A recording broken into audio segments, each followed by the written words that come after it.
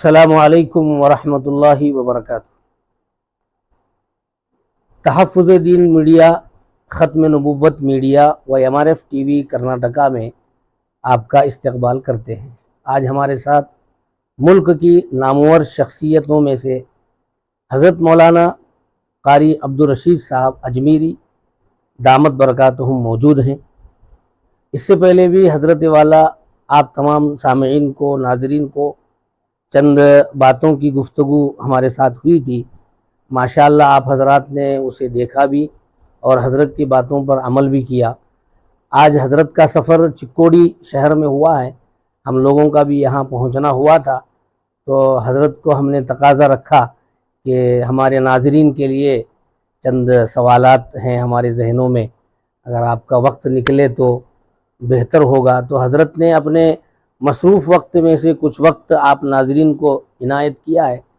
تو حضرت کو سب سے پہلے ہم اپنے تحفظ دین و ختم نبوت میڈیا پر استقبال کرتے ہیں، اور حضرت کو اس وقت میں جو سوال ہمارے ذہنوں میں ہے اس میں سے پہلا سوال یہ ہے، موجودہ حالات میں مسلمانوں کے لیے زندگی گزارنے کے لیے سنت نبوی سے کیا رہنمائی ملتی ہے؟ السلام علیکم ورحمۃ اللہ وبرکاتہ۔ ناظرین، ایک مرتبہ پھر اس چینل کے واسطے سے آپ کے ساتھ گفتگو کا موقع مل رہا ہے۔ میں پہلے تو تحفظ دین اور ختم نبوت میڈیا کو یہ عمدہ کارکردگی کی مبارکباد پیش کرتا ہوں۔ آج ہماری حاضری حضرت مولانا عبدالحمید صاحب دامت برکاتہم العالیہ کے حکم پر چکوڑی شہر میں ہوئی ہے، اور سلسلہ نقشبندیہ کا سہ روزہ اجتماع تھا۔ اس میں یہ حضرات بھی تشریف لائے اور انہوں نے پہلا سوال رکھا۔ میں عرض یہ کرنا چاہتا ہوں کہ اس وقت جو بھی حالات ہیں، جس دور سے ہم لوگ گزر رہے ہیں، وہ ہمارے سامنے ہے، اخبارات ہمارے سامنے ہیں، سوشل میڈیا ہمارے سامنے ہے، پرنٹ میڈیا ہمارے سامنے ہے۔ تو حالات بہت ابتر ہیں، اس میں کوئی شک نہیں، لیکن ظاہری بات ہے کہ ابتر حالات میں بہتر حالات بنانے کی راہیں بھی نکلتی ہیں۔ ظاہری بات ہے کہ ہم دور کیوں جائیں گے، ہمارے پاس قیامت تک آنے والی نسلوں کے لیے بہترین رہنمائی جو ہے وہ دو چیزوں کی ہے۔ ایک تو قرآن کریم، کتاب اللہ، دوسرا سنت رسول اللہ صلی اللہ علیہ وسلم۔ یہ دو چیزیں ایمان والوں کے لیے نہیں بلکہ پوری دنیا کی رہبری کے لیے کافی ہے۔ قرآن میں ہر چیز کی ضرورت جو دین سے تعلق رکھتی ہے، اخلاقیات سے تعلق رکھتی ہے، انسانیت سے تعلق رکھتی ہے، تمام کے درس دیے گئے ہیں۔ اسی طرح ہمارے نبی جو تھے وہ اخلاق کے نبی تھے۔ بُعِثْتُ لِأُتَمِّمَ مَكَارِمَ الْأَخْلَاقِ، حدیث ہے۔ معلوم ہوا کہ اخلاق کے بہترین سبق حضور نے پڑھائے ان لوگوں کو جو بدترین لوگ تھے۔ جتنے حالات اب ابتر ہیں اس سے زیادہ 1400 سال پہلے حالات خراب تھے، اور وہ خراب ترین حالات کو سرکار نے کتاب و سنت کی روشنی میں اپنی عمل کے ذریعے سے 23 سالوں کے اندر تبدیل کر کے ڈارک ایج کے لوگوں کو دنیا کا بہترین انسان بنایا. ہر سنت آسان ہے، ہر سنت میں رہبری، ہر سنت میں اخلاق کا سبق، ہر سنت میں انسانیت کی بہترین تعلیمات ہیں.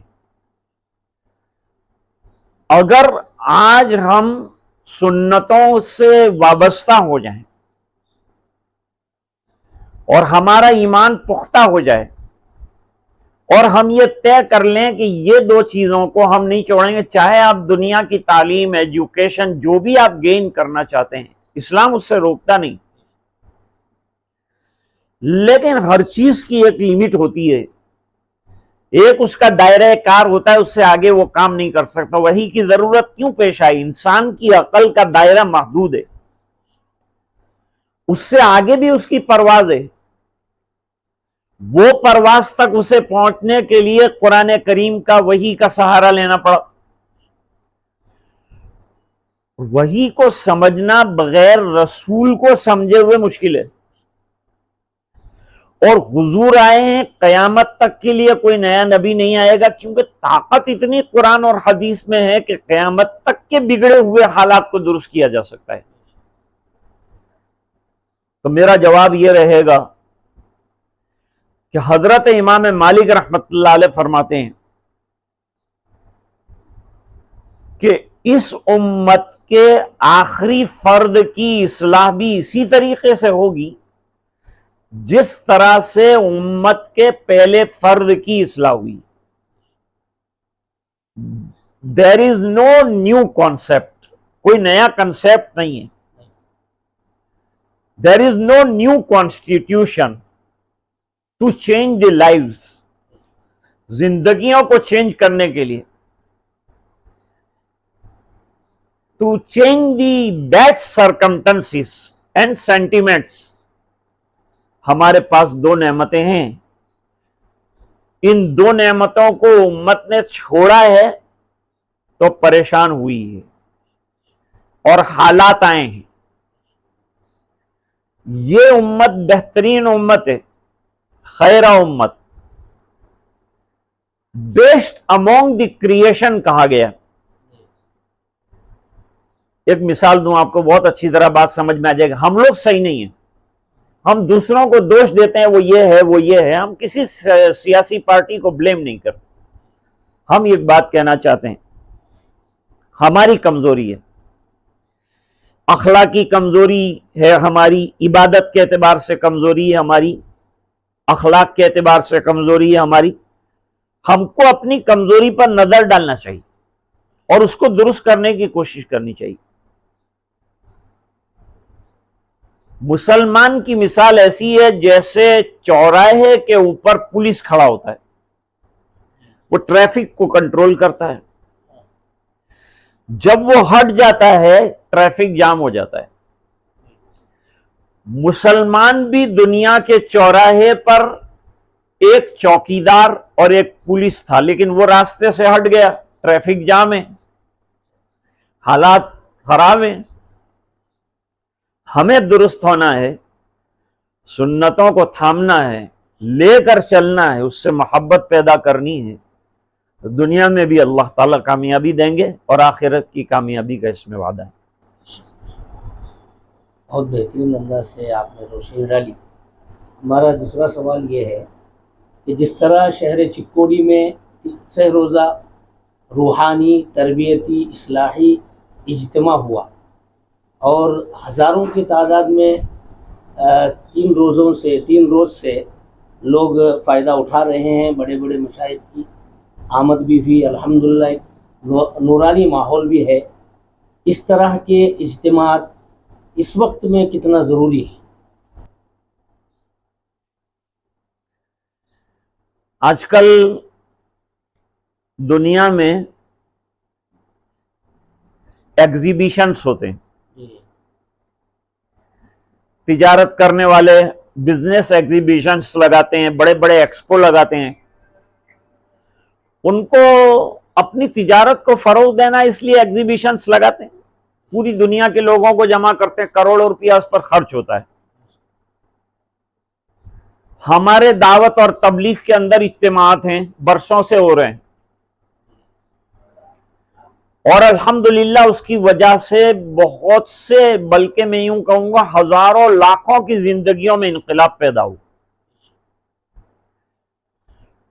جیسے جسم کو غذا، کھانا، فوڈ پرووائڈ کرنا پڑتا ہے، اس طرح ہمارا سول پرپس جو ہے، ہماری روح جو ہے، اس کو بھی غذا اور فوڈ کی ضرورت ہے، لیکن وہ فوڈ بھی روحانی ہے. وہ ذکر ہے، وہ اس طرح کے اجتماعات ہیں. اور جب آدمی ایک ماحول اور ایک انوائرمنٹ میں بیٹھتا ہے تو اس کے اوپر اس کا ایک امپیکٹ ہوتا ہے، وہ ایک اثر پڑتا ہے. وہ اثر لے کر وہ گھر جاتا ہے، کچھ نہ کچھ سیکھ کر جاتا ہے. جب اتنے مشائخ آئیں گے، سب نے کوئی نہ کوئی اچھی بات کہی ہوگی. ان میں سے ایک ایک بات بھی اگر لے لی جائے اور زندگیوں میں اتار لی جائے تو میں سمجھتا ہوں کہ اگر یہ ہزاروں لوگ جو آئے ہیں اور یہ اتنے اکابر جو تشریف لائے ہیں، ان کا تشریف لانا بھی کارآمد رہے گا، نفع بخش رہے گا. اور جو حضرات دور سے تکلیف اٹھا کر 3 دن سے یہاں معتکفین ہیں، تقریباً 300 سے زیادہ معتکفین ہیں، کل شام کو ان کا اعتکاف ختم ہوگا. آج مغرب کے بعد، آج جمعہ ہے، سنیچر کی رات شروع ہو جائے گی، مغرب کے بعد جو ہے یہ 6 روزہ نقشبندیہ کا اجتماع. میں ذرا ایک بات آپ کو سمجھانا چاہتا ہوں. سلاسل 4 ہیں اور چاروں سلاسل مقبول ہیں. ہم کسی سلسلے پہ اعتراض نہیں کرتے، سب سلسلے ہمارے ہیں. جیسے فقہ حنفی ہے، فقہ شافعی ہے، فقہ مالکی ہے، فقہ حنبلی ہے، سبھی حق ہیں. 4 ندیاں بہ رہی ہیں. اس طرح 4 دھارے تصوف کے بہ رہے ہیں، یعنی روحانی زندگی کو بنانے کے لیے الگ الگ راستے ہیں. مثال کے طور پر ایک علاج ہوتا ہے ایلوپیتھک کا، مقصد تو یہ ہے کہ بیمار شفا یاب ہو جائے. دوسرا علاج ہوتا ہے یونانی، مقصد ان کا بھی وہی ہے، لیکن کام کرنے کا جو وے ہے، the way which they track the road and work, that is different، وہ الگ ہے. اچھا، آیورویدک بھی ایک دوائی علاج کا طریقہ ہے، اب یونانی بھی علاج کا ایک طریقہ ہے، اور ہومیوپیتھک بھی علاج کا ایک طریقہ ہے. مقصد سب کا بیمار کو اچھا کرنا. اس طرح یہ چاروں سلاسل جو ہیں ان کا مقصد بھی روحانی دنیا کی کمزوریوں کو دور کرنا ہے. کیونکہ اس وقت ہمارے پاس سب سے بڑی ضرورت ہے انوائرمنٹ کی. بیانات ہوتے رہتے ہیں الحمدللہ، اس سے بھی فائدہ ہوتا ہے، جماعت میں جانے سے بھی فائدہ ہوتا ہے، لیکن ایسے اجتماعات جو کسی سلسلے سے تعلق رکھتے ہوں اور خاص اس کی تعلیمات پر روشنی ڈالی جائے، یہ بہت اس وقت ضروری ہے. اور ایسے اجتماعات جس کے اندر ذکر کیا جائے، اللہ کو یاد کیا جائے، اعتکافات کیے جائیں، دعائیں کی جائیں.